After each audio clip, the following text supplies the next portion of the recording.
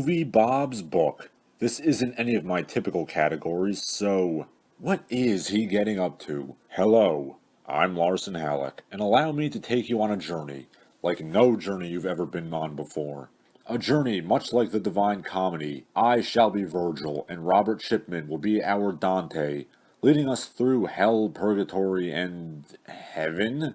A journey by the name of Super Mario Bros. 3, Brick by Brick. This is a book that I've written about on my website, and rightfully so.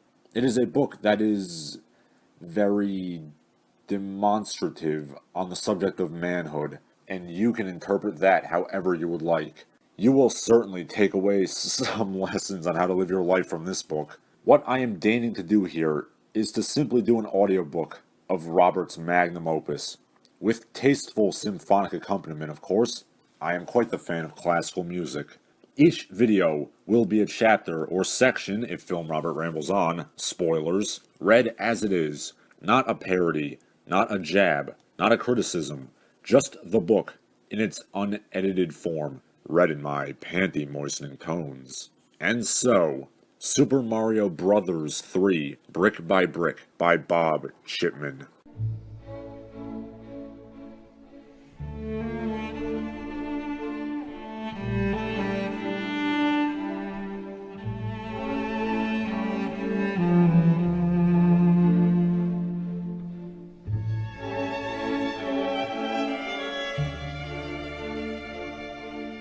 Super Mario Bros. 3, Brick by Brick, the levels, the enemies, the history, the greatest game ever made, by Bob Chipman.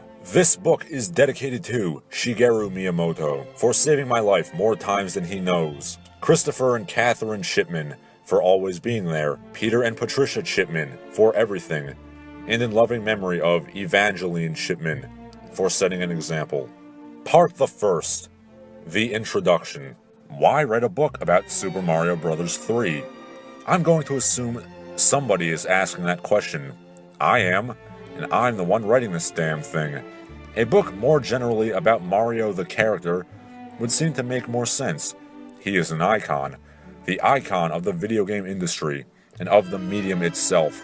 A character as entrenched in the minds of generations X and beyond as Mickey Mouse and Bugs Bunny. Video games were the rock and roll of my generation, an art form that came into being and grew in tandem with our own lives, embraced by us to the confusion and exasperation of our parents.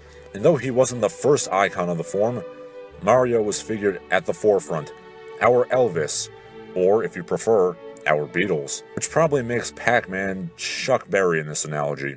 In any case, if this were to be a book of history, or of pop iconography, surely it would be more comprehensive and sensible to cover the full breadth of Mario's career.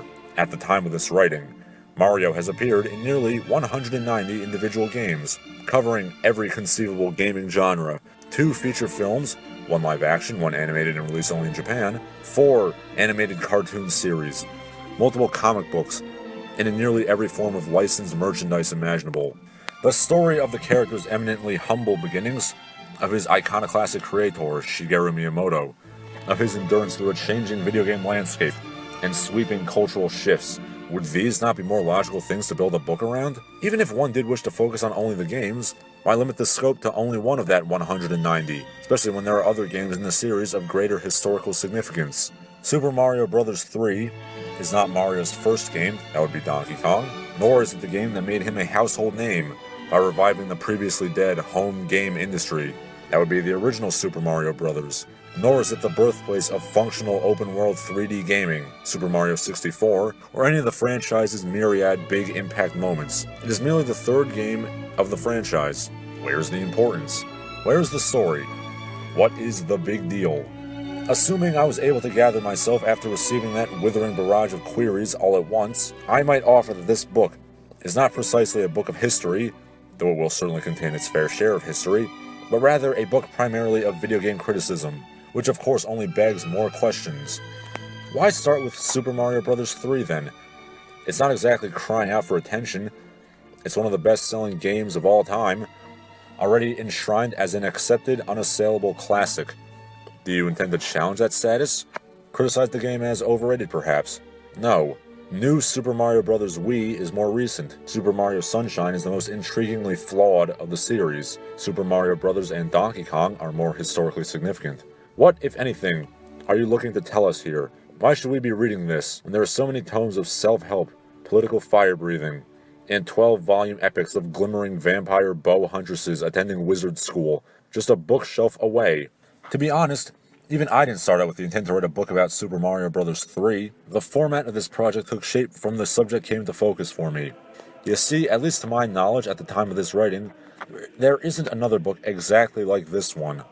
Video game criticism has existed as long as the medium itself, said medium having come into being in the era of specialty publications, read magazines, and reached adolescence in the age of the internet, times where it became the norm that everything was reviewed, critiqued, and consumer reported upon. But the form has always had an erratic evolution. The first game reviewers found themselves in the unique position of having to be both art critics and product testers. The rapidly expanding technology of the medium and scope of the consumer base created fissures and divisions as different groups of gamers demanded different approaches from critics. Aesthetic critique, technical details. The internet age turned game criticism into one of digital journalism's fastest growing fields with even more diversity. Detailed write-ups and cultural commentary from websites like The Escapist, Polygon, Destructoid, and etc. Video reviews, often but not always comedic in nature, became the rage with the dawn of high-speed streaming, making unlikely superstars of folks like Ben Yahtzee Croshaw and James Rolfe, the angry video game nerd. And yet, amid all that, I felt there was something missing. An empty niche. Maybe not a large niche, but a niche all the same. In my primary career, I'm a film critic, so I get to see how criticism differs in the two mediums. And while I won't let this turn into some missive about what game journalism can learn from film, I'm inclined to note that the one type of critical attention gaming appears to be most deficient of is analysis, deep analysis. Specifically in film writing, there's such a thing as the shot-by-shot analysis, which is exactly what it sounds like. A book, or more often, an academic thesis, that pores over a single film, piece by piece, scene by scene, detail by detail. The lines, the compositions, the shots, the score, and the actors, directors, writers, and production history that informed it all. Not just an aesthetic criticism or a history of production report, but a fusion of all three and more. A complete picture of a film. So why didn't this exist for video games? And if I couldn't find such a book, why not write it myself? The idea began to take shape. Pick a game. Play through it from beginning to end. Catalog everything you did. Even the places where you did something wrong or had to start over. Describe in detail, not just the function but the form. The whys and hows and who's behind what was happening in the game. For good measure, include what was going on for you during the playing. Player input is key to the experience after all. So it's only fair to analyze the background of the player along with the background of the product. Yes, that might work. But which game? It would have to be an older game for one, not so much for nostalgia or sentiment, but because an older game would have its stature already secure. Preferably, it should be a popular game, one that a lot of people would have played or at least have heard of, a work that has affected the medium in a big, visible way, has more to write about. It should have a certain degree of variety, if for no other reason than to keep me consistently engaged so that boredom doesn't inappropriately color the analysis.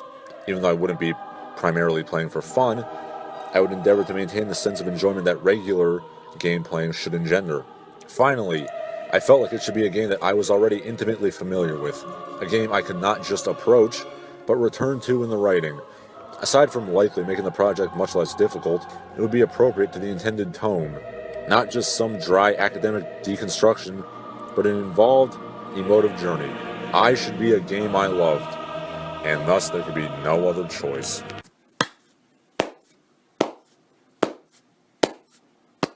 Bravissimo, Robert. Bravissimo.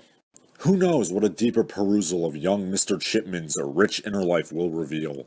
The next section will likely not be next week's video, or the week after that, but rest assured it will come. Until then, I'm Larson Halleck. Live a life worth living.